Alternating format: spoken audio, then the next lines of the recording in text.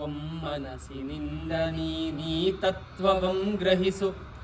ಬ್ರಹ್ಮಲೀಲೆಗೆ ಗೊತ್ತು ಗುರಿ ಲೆಕ್ಕವಿಲ್ಲ. ಸುಮ್ಮನಿರು ನಿನ್ನ ಪಾಡನು ಪಡುತ್ತ ತುಟಿ ಬಿಗಿದು. ನೆಮ್ಮದಿಗೆ ದಾರಿಯದು ಮಂಕುತಿಮ್ಮ. ನಮಗೆ ಕೆಲವು ಸತಿ ಜೀವನದಲ್ಲಿ ಏನೇನೋ ಬಗೆಯಾದ ಸಮಸ್ಯೆಗಳು ಬರ್ತಾ ಇರುತ್ತೆ. ಆದರೆ ಅದಕ್ಕೆ ಎಲ್ಲದಕ್ಕೂ ನಮಗೆ ಉತ್ತರ ಸಿಗುತ್ತಾ ಅಂತಂದರೆ ಇಲ್ಲ. ಎಲ್ಲದೂ ಕೂಡ ಪರಮಾತ್ಮನ ಲೀಲೆಯ ಒಂದು ಭಾಗ. ಆ ಪರಮಾತ್ಮನ ಲೀಲೆಗೆ ಎಷ್ಟೋ ಸತಿ ನಮಗೆ ವಿವರಣೆಗಳು ಸಿಗಲ್ಲ. ಅವನ ಲೀಲೆ ಅವನಿಗೆ ಮಾತ್ರ ಗೊತ್ತಿರುತ್ತೆ.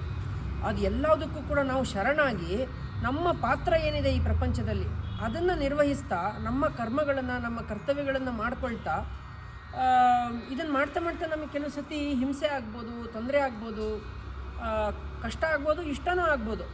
ಯಾವುದಕ್ಕೂ ಹಿಗ್ಗದೆ ಕುಗ್ಗದೆ ನಾವು ತುಟಿ ಬಿಗಿದು ಅದನ್ನು ಸಹಿಸ್ಕೊಳ್ಬೇಕು. ಏನೇನು ಬರುತ್ತೋ ಎಲ್ಲದನ್ನು ಸಹಿಸಿ ಮುಂದುವರಿಬೇಕು. ಆಗ ಮಾತ್ರ ನಮಗೆ ನೆಮ್ಮದಿ ಸಿಗೋಕ್ಕೆ ಸಾಧ್ಯ ಅಂತ ಹೇಳ್ತಾ ಇದ್ದಾರೆ ಗುಂಡಪ್ಪನವರು.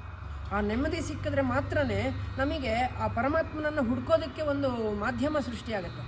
ಆ ನೆಮ್ಮದಿ ಇಟ್ಕೊಳ್ತಿದ್ರೆ ನಮ್ಗೆ ಯಾವುದೂ ಸಿಗೋದಿಲ್ಲ. ಹಾಗಾಗಿ ಏನೇ ಸಿಗುತ್ತೋ ಬಿಡುತ್ತೋ ನೆಮ್ಮದಿ ಸಿಗೋದು ತುಂಬ ಮುಖ್ಯ. ಹಾಗಾಗಿ ಎಲ್ಲದೂ ಅವನ ಕೈಲಿದೆ, ನಾನು ನಿಮಿತ್ತ ಮಾತ್ರ ಅಂಥೇಳಿ ಕೃಷ್ಣ ಹೇಳಿದಾಗೆ ನಿಮಿತ್ತ ಮಾತ್ರಂ ಭವಸವ್ಯ ಸಾಚಿನ್ ಅಂಥೇಳಿ ಹಾಗೆ ನಾವು ಜೀವನವನ್ನು ಸಾಗಿಸಬೇಕು. ನಮಸ್ಕಾರಗಳು.